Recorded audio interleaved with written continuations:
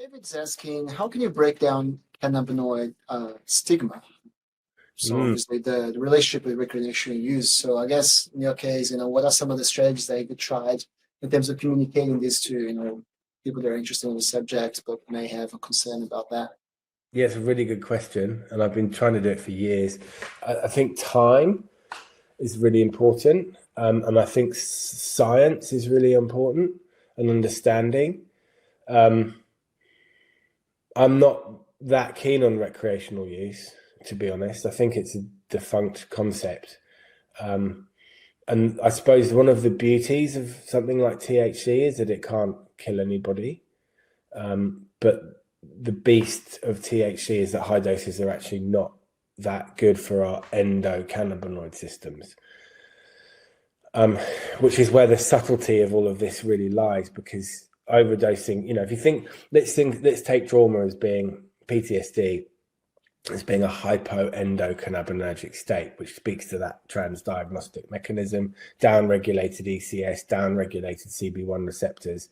The enzymes don't work properly and people stay in that fight or flight mode all the time because it's bigger than the parasympathetic. Now, if you've got a down-regulated receptor and you keep hitting it with a potent agonist, what happens to that receptor? Well, it down-regulates even more. And that's just basic physiological understanding. So giving people who have a hypoendocannabinonergic state high doses of THC isn't going to help them. In fact, it will do the opposite. But because it doesn't kill them, if you give someone a high dose of morphine, you're in trouble. And it becomes obvious. And many other pharmaceutical drugs we use are the same. If you start overdosing people, they get crook and it comes up on the radar. But it doesn't happen with cannabis. So there's a whole bunch of people out there misusing it still, a whole bunch of people not prescribing it the right way, and a whole bunch of people not getting better, and a whole bunch of people saying, well, this doesn't work, this is the same old, which is where the nuance comes in. And when you get it right, that's what happens.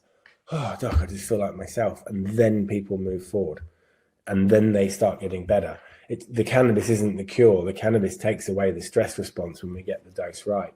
And how do we get that message through?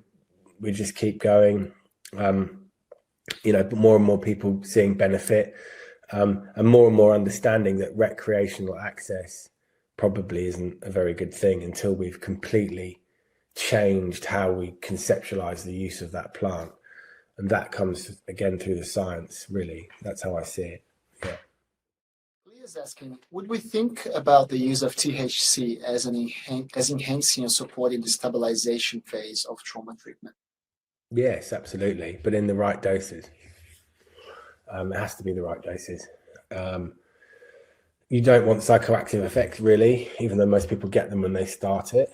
One thing I say to my patients every day is that THC is a bit like beer, in that if you don't drink beer for a long time and you have one, you tend to, you'll feel it far more strongly than if you keep drinking it.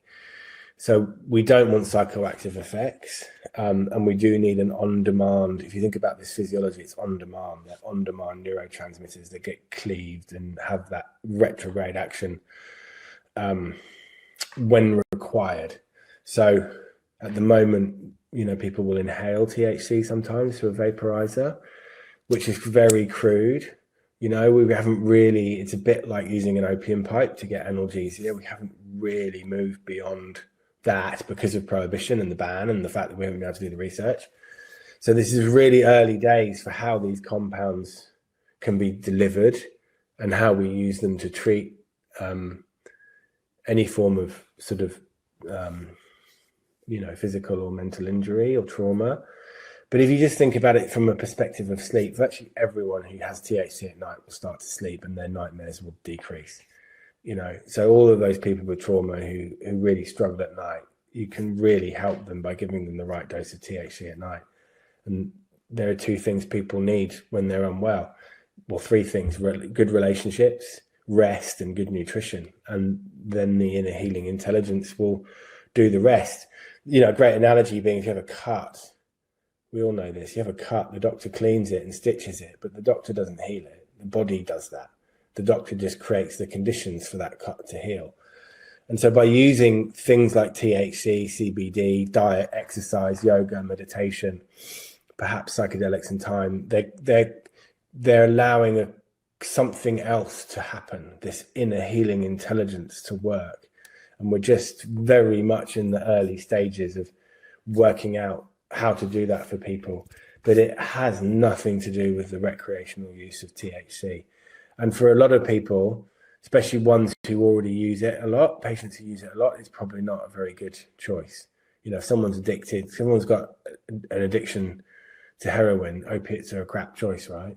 And it's the same with cannabinoids. So the same rules and sensible approach and patient care still apply, just using it in a different way and the right way for the right people.